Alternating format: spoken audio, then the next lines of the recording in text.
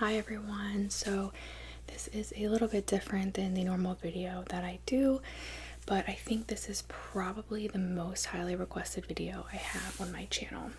So today I am going to go over my hair routine with you guys.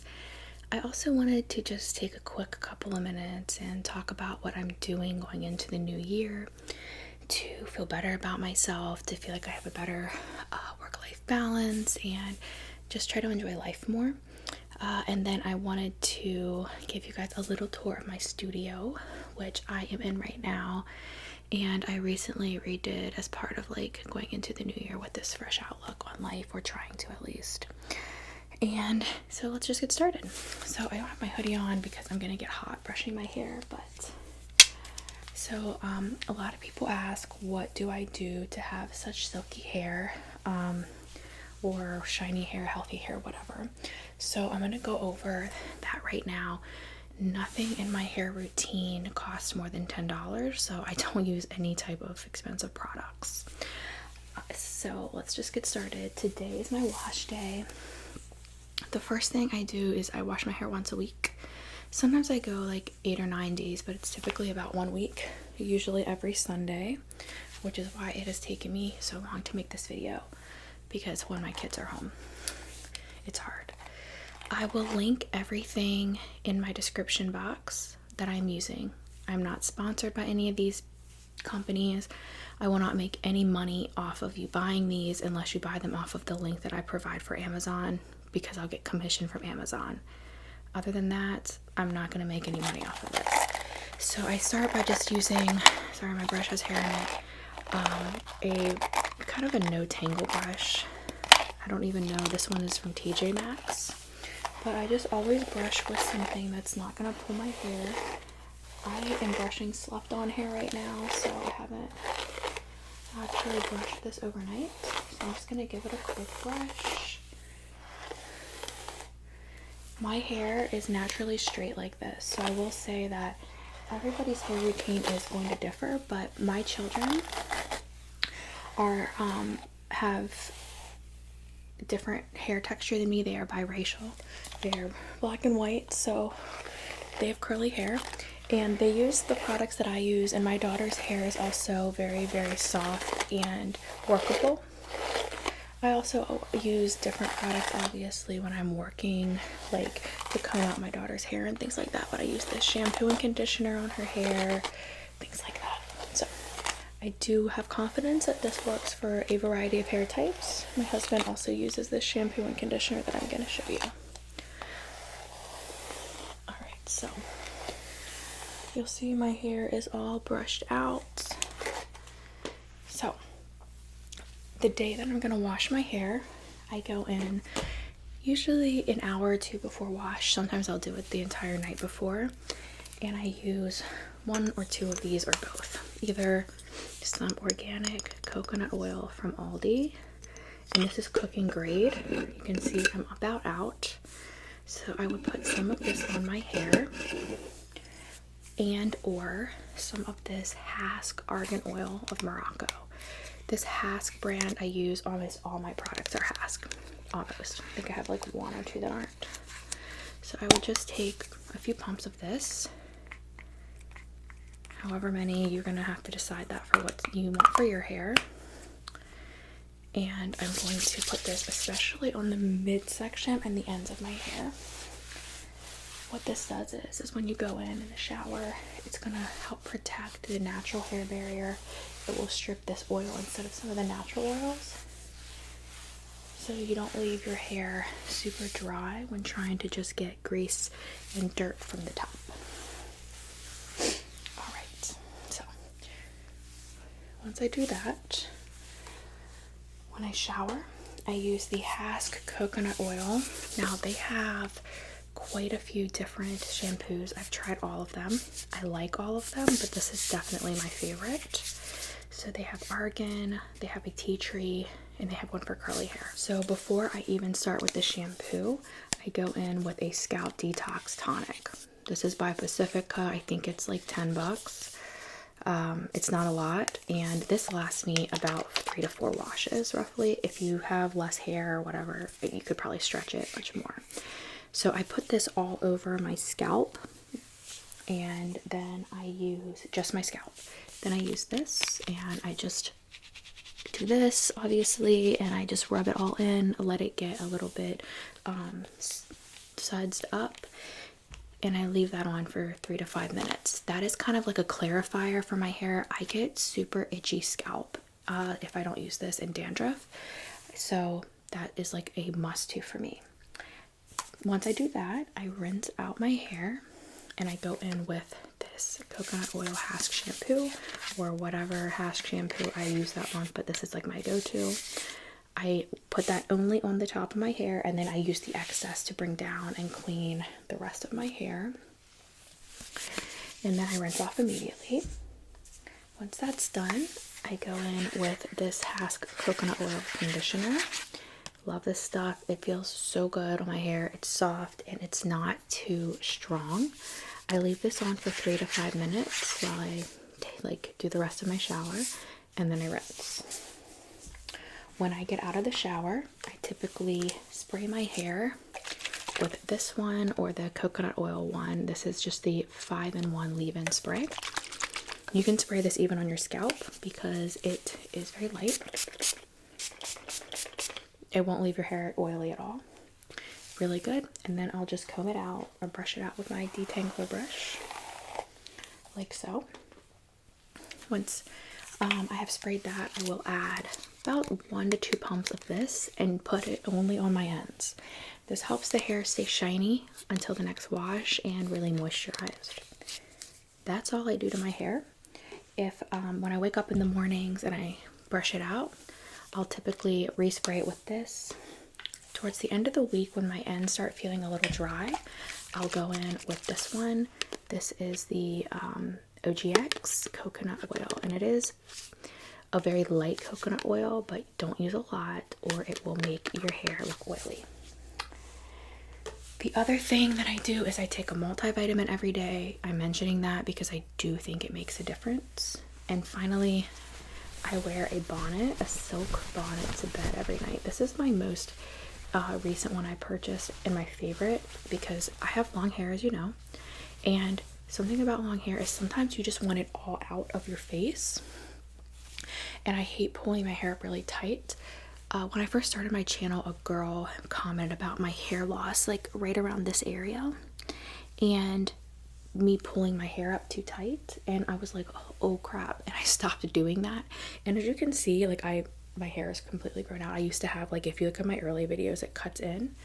Thank you, shout out to her if she still watches me, because that's when I stopped pulling my hair back in tight ponytails or buns, unless it was like for a short period of time. And then what I do is, instead of doing that, if I get home from work and I'm cooking or whatever and I want my hair out of my face, I just wrap it around my head. Literally like take it like in half like this, and take like half and just go like this around my head, and then do the same thing with the other side, and then pop it into this little silk cap, and it's like my hair is completely out of my face and it's protected. I also have a longer bonnet that my hair like literally slips over all my hair and comes down to like here, but it's just not as comfortable for sleeping. So that's my entire hair routine. Again, everything is linked in the description box. I'm not sponsored. I've done this hair routine for probably 10 years and it works really well for me, and most of all, it's affordable. It's not $50 shampoo and all these like 25 steps. It's technically like 1 step a day with the spray and the brush, and then a 3-step wash routine, which I don't think is a big deal. So yeah, that's my wash routine. So let's move on to what I'm doing this new year to help myself feel better about everyday life. Okay, so the first thing that I did starting in the new year was I got a journal. This is the one I picked. You guys know I love the color black. So I have been journaling since January. This is a book I'll put anything in. I make a bunch of lists in this book. I'll write things down like I want to do, goals, The most recent thing I did was a newsletter. I'll have to link it. I'll find out. I found it in the New York Times newsletter. I think it was New York Times or was it Wall Street Journal? Doesn't matter. It talked about every month starting a list, like instead of just waiting for the new year to do a resolution type list at the beginning of every month to keep yourself on a good focus, and do that in a different way every month. For example, this month I did an away tour list, and I just started it because it's obviously, I think it's February 1st today. Yeah. So I just started it today, but you list things you want to move away from and things you want to move toward. As I think a lot of us do, I worry a lot more than I should, and I tend to hyper focus on what ifs, and I'm really trying to stop doing that. So easier said than done, obviously. But when I have a list, I can start brainstorming ways to kind of push that away when I start feeling that, and then things I want to move toward, which I'm going to work on after this video, but it's going to include things like actually scheduling downtime for myself, trying to be reasonable with what is accomplishable through the week, like when I get home from work and things like that, and not killing myself when I get home from work to do things. I've also started trying to plan my week out a little bit more, so I'm not like come home scramble like, oh, I should make a video. Like, no, I've known since last week that on this day I'm gonna make a video, that types of things. I also have gotten off of all my social media accounts. I don't have any anymore, except for YouTube, if you consider that. I really don't, but and I've started reading more. I use Libby. I will link that in this description box as well if you don't use it. You can essentially, it's a free ebook and audiobook program through a local library. Almost all local libraries have it. You put in your local library card and you have access to all these books on your phone, and a lot of them are new books. So I've been listening to books during my commute, and then I've also been reading books. This is my Kindle, but I also will sometimes go to the library and get real books. I love my stickers on the back of here. So anyway, yeah, but starting to read instead of endless doom scrolling. Not only does it make me feel accomplished, but it helps take me and my mind away from some of those things that are going to end up on that list of things I want to move away from that make me just worry for no reason. Then I came across this book journal at Target around Christmas, and I bought one for my sister, and I also bought one for myself. So I've been journaling. I have probably 4 books to add to this, and these are all the books I've already read this year, since January 1st.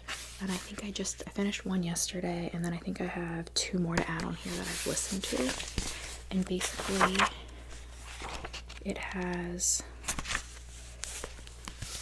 different things here. So it has the book title, author, genre, and the rating. I made this, it looks like 2.1, but it's like 4.5. I loved this book. It's really good. Kind of what you liked about it. Sorry if this is backwards because I am using my front camera. I'm very sorry. Then it has why you chose the book, the date you began reading it and the date you finished it, a summary, your favorite quotes, and the highlights. And I just do this for every book, and I kind of get a lot out of books. Like this one was my favorite quote. Who's the real anyone? When does who you're pretending to be stop being a pretense and turns into who you really are? And then another one, that's the difference, isn't it? Whether you want to be a hero or just want to do the right thing. So having the journal helps me kind of go back and revisit some of the books I've read and things I gained from them. And, you know, I think that's a really good thing to hang on to. And it's also a really cool way to just track how many books you read. So that being said, the last thing that I did at the start of the new year was go through and change up my studio.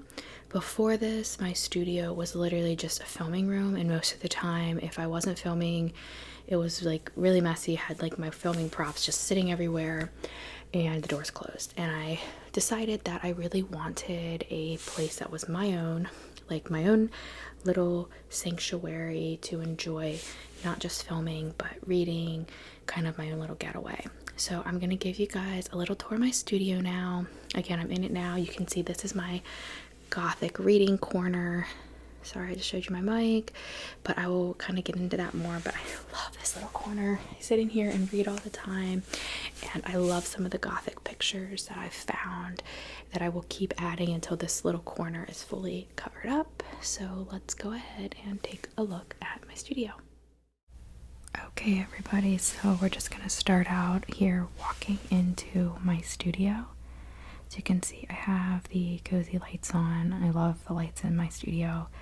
To the left here, I have my board that is my filming schedule. So my plans for the month, and then ideas for the following month with my calendar where I mark all of the days that I'm going to film. These are my big windows.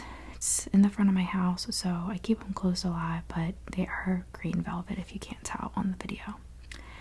Then I'm going to just move over here, and I have my bookshelf.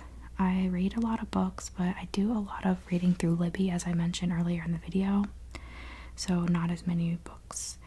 Here we go is the corner section where I have my plants and my cozy fake candles. Love that area.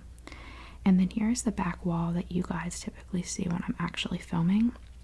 I have my neon sign there, my lights, and then the black curtains on each side. Back here, I just have all of my microphone equipment and stuff hidden. I wanted to make this room somewhere where I could have my equipment, but it wasn't like the center of the room, obviously. I'm gonna wait and show you over there in the corner, but right here is kind of another backdrop I use sometimes. My wisteria, lit wisteria there around my mirror. And then on the left is my money tree. Down here is where I store all of my props that I film with. So you'll see here I have like hair stuff. And then over here I have my, like, this was the candy I used in the candy store role play that my kids are slowly eating. And then more hair stuff, all my wigs there. So this was just kind of an easy way to organize all my props. Here is my favorite part of my studio. This is my reading nook. I have that cozy chair and blanket and super soft rug with a warm light, and then on the wall are my gothic picture collection. So I've slowly been acquiring these gothic canvases and hanging them. I love these. Look how beautiful these are. I've gotten these a variety of places, but I'm just kind of, like I said, slowly collecting them, and they give me so much joy. I love them so much. So yeah, there's my cozy reading area. And then moving over here, I just have my shelf with some plants, and then I hang all of my stuff, my purse and my work bag and stuff right there, my jacket. And that's about it, guys. That's my studio.